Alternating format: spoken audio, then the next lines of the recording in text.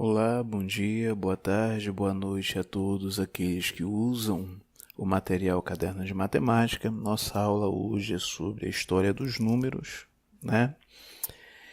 E os números surgiram na humanidade a partir do momento em que o homem sentiu a necessidade de contar, né? Isso aconteceu há mais ou menos há 30 mil anos antes de Cristo e de uma forma mais evidenciada com o fim do nomandismo, né? Ou seja, quem não sabe o que era um homem nômade, era aquele homem que ficava mudando de região para região atrás de alimentos, né? Na medida que os alimentos acabavam, ele procurava outra região. Então, ficou essa contagem mais evidenciada com o fim desse processo. Como aconteceu o fim do nomandismo? Foi a partir do momento em que o homem passou a cultivar o seu próprio alimento e a cuidar do seu rebanho. Nós chamamos de agricultura e pastoreio, né? Então, ele passou a acumular bens. Quando ele passou a acumular bens, sentiu aí a necessidade de contar, né? Como isso era feito?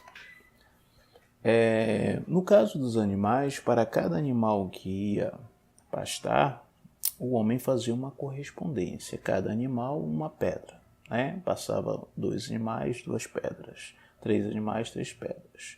Hoje nós sabemos o som do que significa 1, 2, 3, mas na época não existiam esses sons, né? Era feito somente a correspondência. Aí ao final do dia, quando retornavam as ovelhas, os animais, o homem fazia a correspondência de volta, né? Na ausência de algum animal, uma vez que se fazia correspondência, o homem sabia, já tinha o controle de que animal estava faltando. Inclusive, a palavra cálculo na matemática significa contar ou contas com pedras. Ok? O problema é que o homem foi, com o passar do tempo, acumulando muitos bens, e você andar para cima e para baixo com um saco de pedras não é tão fácil, né?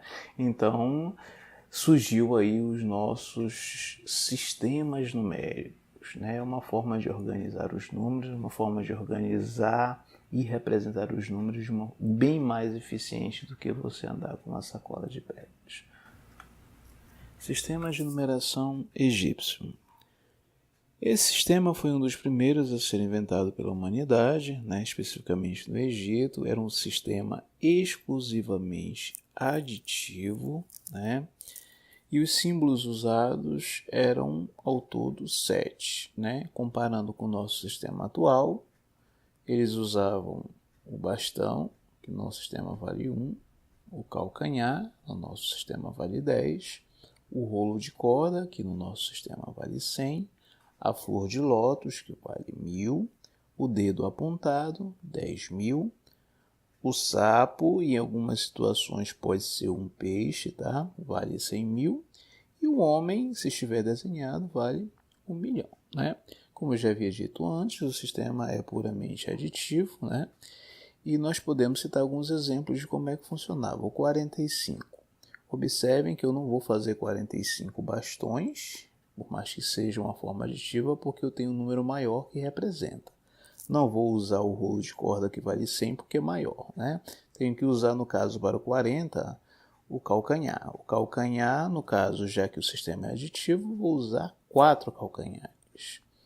O 5, que são as unidades, eu vou usar, obviamente, 5 bastões, já que é aditivo, ficando 45 dessa forma. 4 calcanhares e 5 bastões. Como ficaria o 123? Não posso usar a flor de lótus nesse caso, porque passaria. Vou usar então o rolo de corda que vale 100. Para o número 20, 2 dezenas, eu vou usar 2 calcanhares, já que é aditivo. E para as 3 unidades, eu vou usar 3 bastões, ficando o 123 dessa forma. Um rolo de corda, 2 calcanhares e 3 bastões. Como ficaria então o 1.200? O 1.200 nós temos a flor de lótus, que vale 1.000. E como eu tenho que fazer 200, tenho 100, 2 rolos de corda, então 100. O sistema aditivo fica 1.200. Uma flor de lótus e 2 rolos de corda, né?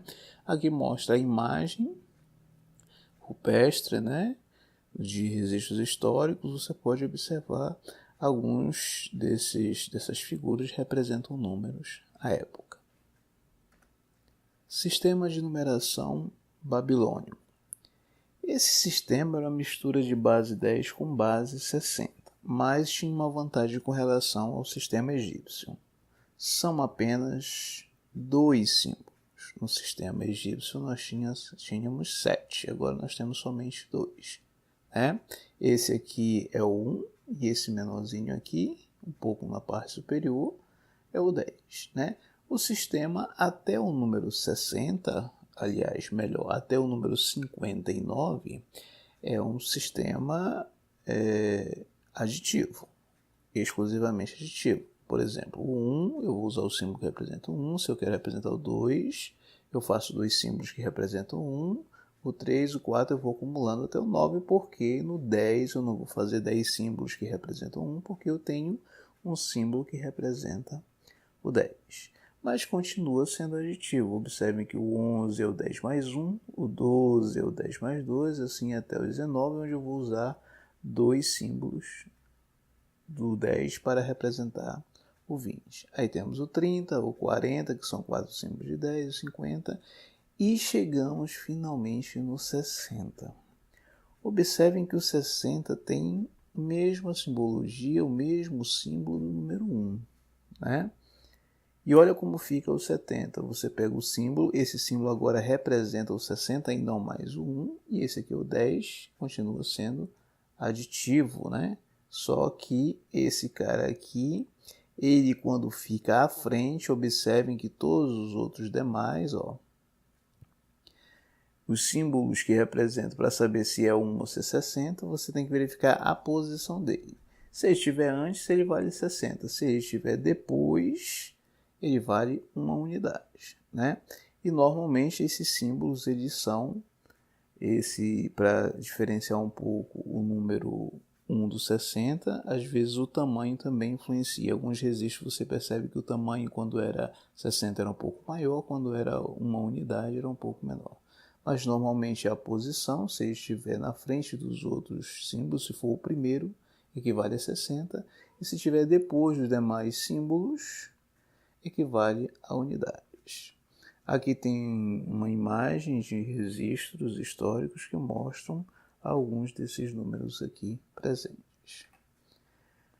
Como é que ficaria então o 105? Observem, eu vou fazer como esse aqui é o primeiro e é um pouco maior, observem, como já havia dito, esse aqui é o 60, então é assim que eu vou escrever, pego 4 símbolos que representam o 10 e mais 5 símbolos que representam uma unidade. Observem que uma unidade é um pouquinho menor do que o símbolo que representa o 60.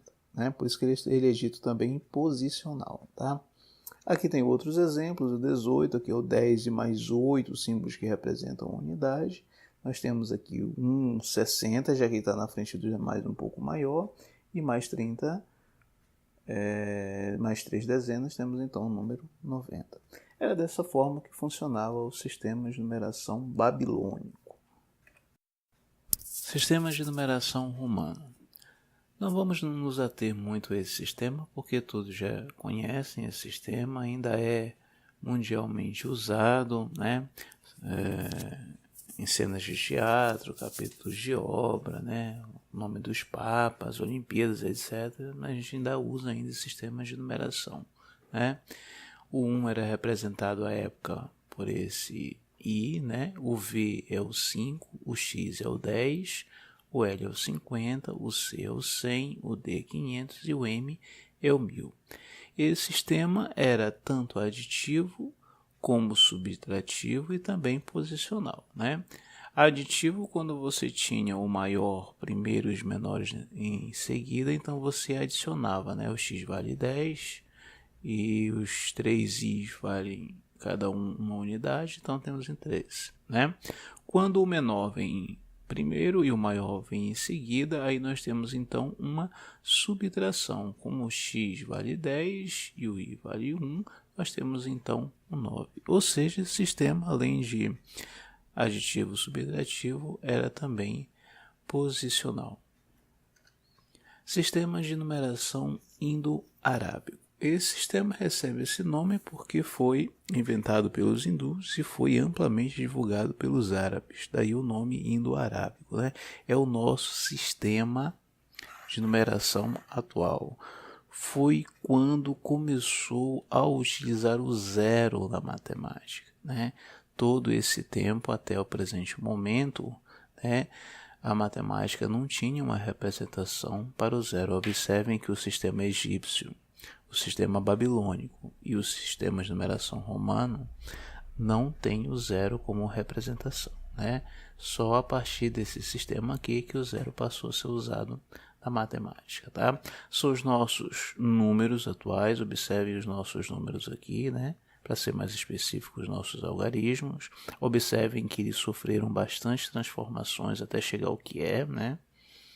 O que nós conhecemos hoje, ok? Esse sistema é na base 10, porque são 10 algarismos, apenas 10 símbolos, podemos dizer assim, né? Esse sistema também é exclusivamente posicional, não tem história de aditivo e nem subtrativo. Como assim posicional? O algarismo, os 10 algarismos que nós utilizamos hoje nesse sistema, ele recebe um valor de acordo com sua posição, né? Vamos analisar, por exemplo, o algarismo 3. O algarismo 3, no número 132, o 3 significa 3 dezenas, ou seja, representa o 30, né? Já nesse número 2315, já não é mais, observem a posição dele, já não é mais 3 dezenas, e sim 3 centenas. E observe ainda, voltando ao número 132, se eu trocar de posição do 2 com o 3 passa a ser 3 unidades. Ou seja, esse nosso sistema, todos já sabem, ele é exclusivamente posicional, ok? Como cada posição tem um valor, e a cada posição é dessa, nós chamamos de ordem. Primeira ordem, segunda ordem, terceira ordem, né? As 3 primeiras ordens formam uma primeira classe, né? E as outras de 3 em 3 vão formando a segunda, e a terceira e a quarta classe, mas isso fica para nossa próxima aula, que seria o caso a leitura dos números naturais. Ok? Obrigado.